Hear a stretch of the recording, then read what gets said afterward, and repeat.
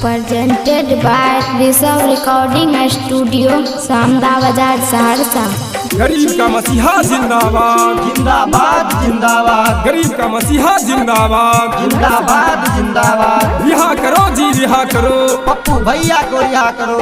छिए गरीब के मसीहा पप्पू यादव हो भैया, छिए गरीब के मसीहा पप्पू यादव हो भैया। बिहार के जनता लान बचाई हो, नीतीश दल के वकरा फसाई हो। छियै गरीब के मसीहा पप्पू यादव हो भैया, छियै गरीब के मसीहा पप्पू यादव हो भैया। बिहार के जनता लान बचाई हो, नीतीश दल के जेल करवाई हो। नीतीश दल के जेल करवाई हो। गरीब का मसीहा जिंदाबाद जिंदाबाद जिंदाबाद, गरीब का मसीहा जिंदाबाद जिंदाबाद जिंदाबाद। रिहा करो जी रिहा करो, पप्पू भैया को रिहा करो।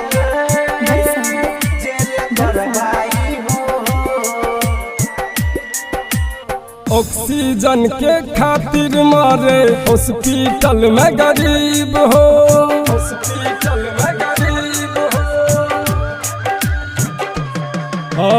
ऑक्सीजन के खातिर मारे हॉस्पिटल में गरीब हो। बेड न मिले हॉस्पिटल में, जमीन पर मरे मरीज हो। जब अलै गरीब मसीहा पप्पू यादव हो भैया, जब अलै गरीब मसीहा पप्पू यादव हो भैया। नीतीश दल को वकरा फसाई हो, कुर्सी के दल के पावर देखाई हो। गरीब का मसीहा जिंदाबाद जिंदाबाद जिंदाबाद, गरीब का मसीहा जिंदाबाद जिंदाबाद जिंदाबाद। रिहा करो जी रिहा करो, पप्पू भैया को रिहा करो। गरीब का मसीहा जिंदाबाद जिंदाबाद जिंदाबाद, रिहा करो जी रिहा करो। पप्पू भैया को रिहा करो। हाय हाय नीतीश मोदी चोर छियै एम्बुलेंस के भैया हो, एम्बुलेंस के भैया हो। हाय हाय नीतीश मोदी चोर छियै एम्बुलेंस के भैया हो। राज एकर जब खोल दल के पप्पू यादव भैया हो। जब अइले गरीब मसीहा पप्पू यादव हो भैया, जब अइले गरीब मसीहा पप्पू यादव हो भैया। ई जनता के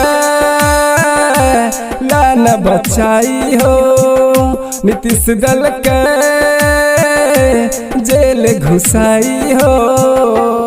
Presented by Rishabh Recording Studio, Samda Bazar, Saharsa।